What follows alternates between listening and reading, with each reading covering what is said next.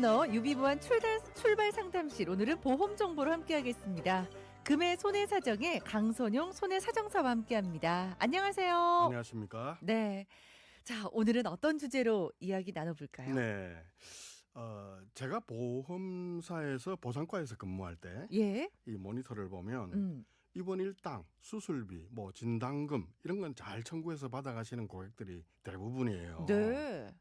그런데 한 페이지 넘기면 나와야 되는 후유장애 보험금은 해당할 것 같은데도 신청을 안 하신 분들을 보면 참 안타깝게 생각하는 때가 많아요. 네. 후유장애는 좀 어렵고 설계사한테 물어봐도 잘 모르고 또 뭐 이런 것도 되는지, 예, 그 다음에 내가 심지어 후유장애 특약에 가입이 되어 있는지조차도 이 모르고 계시는 분들이 너무 많아요. 네. 그래서 오늘은 후유장애 관련해서 간단하게 좀 말씀드릴까 합니다. 좋아요. 이 후유장애 보험금 정확하게 어떤 거예요? 그렇죠. 좀 어려워 보이는데요. 네. 근데 이건 쉽게 말해서 이제 사고나 질병으로도 됩니다. 사고나 질병을 원인으로 해서 내 신체에 영구적인 손상이 남았을 때 네. 그걸 평가해서 지급하는 보험금이라고 보면 되겠죠. 네. 네. 그래서 이제 완전히 회복이 안 되고 평생 영향을 주게 되니까 네. 후유장애라고 하고요.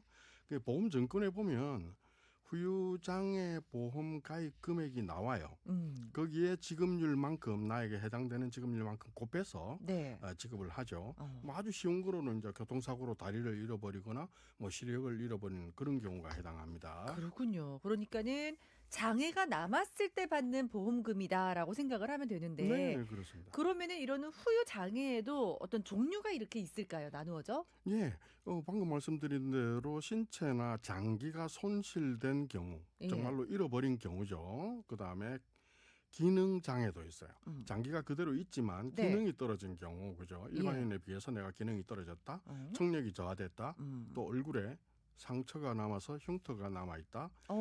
네, 그런 것도 포함됩니다. 네. 그다음에 정신적인 부분도 돼요. 정신적이거나 신경학적 장애도 우리가 다 평가를 해서 지급률로 계산을 합니다. 범위가 생각보다 넓어요. 그렇습니다. 네, 뭐 단순하게 신체의 일부를 잃는 게 아니라 어떤 기능이나 정신적인 부분들도 포함이 돼 있네요. 네, 그래서 이 피보험자의 신체를 예. 13곳으로 나누어요. 네. 그 13곳에 각각 후유장애 특약이 들어있다고 보시면 되는 거죠. 그러니까 13개의 후유장애 보험이 가입된 거하고 같다고 볼 수도 있겠죠. 네.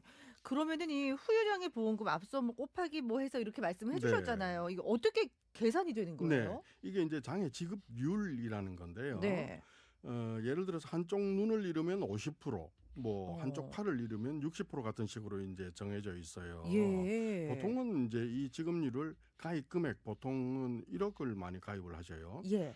그러면은 곱하기 50 하면은 예. 5천만 원, 6천만 원, 뭐 이런 식으로 보험금을 산정하게 되겠죠. 그러면 같은 사고라도 장애 정도에 따라서 금액의 차이가 있겠네요. 네, 그렇습니다. 그 13곳을 약관에 있는 장애 분류표에 다 나와 있어요. 예. 증권에 보면은 또 상해 후유장애 특약 3에서 80%, 90%, 100%, 뭐 이렇게 나와 있다면 내가 후유장애 특약이 가입되어 있구나, 네. 라고 알 수 있고요. 네. 가입 금액에 가입 금액의 지급률을 곱하는 거죠. 근데 참 약관이 어려워요, 읽기가. 특히 그렇죠. 장애 같은 경우는 뭐 의학 용어도 너무너무 많으니까 이게 그렇습니다. 참 어려운데 해석을 어떻게 하나요? 그렇습니다. 이 약관을 어렵게 찾아본다 하더라도 네. 의학 용어나 또는 이해하지 못할 법률 용어가 너무 많죠. 네. 그래서 약관 규정에 관한 법률이 있어서 애매하거나 불명확한 부분은 소비자에게 유리하게 해석하도록 그 법규가 정해져 있어요. 그다음에 금융소비자보험법도 보호법도 그렇죠. 예. 보험회사는 충분히 설명할 의무를 가지고 그 설명을 해태했다면 보험금에 대한 지급 책임을 져야 되는 그런 법 규정이 있죠. 네. 근데 그런 것도 있지만 약관에도 동일한 규정이 있어요. 신의 성실의 원칙, 저번에 말씀드린 작성자 불이익의 원칙 등이 있어가지고 네. 보험회사가 만약에 해석을 달리 한다면 손해사정사하고 좀 의논을 하시는 게 현명하지 않을까 생각됩니다. 그러니까 소비자가 불리하게 해석되지 않도록 법이 장치를 마련해 둔 거네요. 네, 그렇습니다. 실제로 분쟁도 많죠. 네, 교통사고로 보통 그 대시보드 그 사고라고 하는데요. 예. 무릎인데 파열이 많이 생겨요. 또는 네. 운동하다가 생기죠. 음. 그래서 보험금을 청구했더니 보험회사는 운동 제한이 영구적이 아니므로 지급 대상이 아니다. 이렇게 주장을 하고 법원에 갔더니 법원에서는 동료 관절은 영구적인 후유장애에 포함이 된다. 예, 그렇게 해서 이제 소비자가 보험금을 받은 사례도 있죠. 그렇군요. 네. 자, 그리고 또 뭐 이것 말고도 우리 생활에서 참 다양한 어떤 상해 상황이 발생할 수가 있잖아요. 네, 네, 네. 또 설명을 좀 더 해주시겠어요? 그렇죠. 집에서 망치질을 하다가 본인 실수로 예. 손가락을 찧어서 이제 수술을 했다면 네. 이런 것도 장애가 될까 이렇게 생각할 수 있겠죠. 그렇죠. 근데 아까 말씀드린 13곳의 신체는 손가락이나 발가락도 다 포함이 돼 있어요. 네. 예. 그러니까는 가능하다. 후유장애. 그렇습니다. 그렇습니다. 그럼 실제로 우리가 후유장애 보험금을 받으려면은 어떻게 해야 할까요? 그렇죠. 사고나 질병 두 개 다 됩니다. 예. 질병 후유장애 특약이 있는 경우에 되죠. 음. 반드시 이제 전문의가 장애 진단서를 발급을 해줍니다. 네. 예, 그건 의사의 의무니까 해주게 돼 있죠. 네. 둘째, 약관에 따라서 장애 분류표와 지급률을 한번 확인해 보는 것도 좋겠죠. 그다음에 세 번째로는 보험회사가 만약에 지급을 거부하거나 축소하려고 한다면은 네. 손해사정사를 선임해서 좀 대응을 하시면 좋을 것 같아요.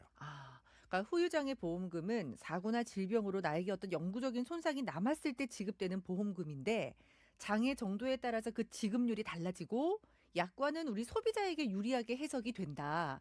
또 실제 사례에서도 기능 상실이 인정된 경우가 있다. 요렇게 말씀을 해주신 거네요. 정확하게 잘 정리를 해주셨네요. 오. 일반적으로 우리 후유장애 보험금이 입원비나 수술비 같이 이렇게 보험금 액수가 작은 게 아니라 네. 상당히 많아요. 그래서 너무 쉽게 생각하고 청구를 하지 않는다면은 결국 본인의 권리를 놓치는 일이 되겠죠. 그렇군요. 네, 잘 챙겨서 받으시면 좋겠습니다. 네, 알겠습니다. 자, 오늘도 금의 손해사정사의 강선용 손해사정사와 함께했습니다. 말씀 고맙습니다. 감사합니다. 네, 왁스의 노래입니다. 황혼의 문턱.